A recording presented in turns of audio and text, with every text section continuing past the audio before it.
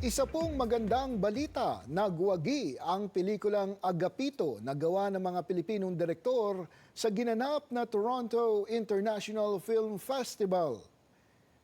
Iginawad po sa short film na Agapito ang honorable mention for Best International Short Film na gawa ng mga direktor na sina Arvin Bellarmino at Kyla Romero. Ayon po sa mga judges, maganda ang pagkakagawa ng pelikula, partikular ang delicate tone ng pelikula, gayon din ang poetic awareness sa space and movement at ang aral na inilahad nito tungkol sa pamilya.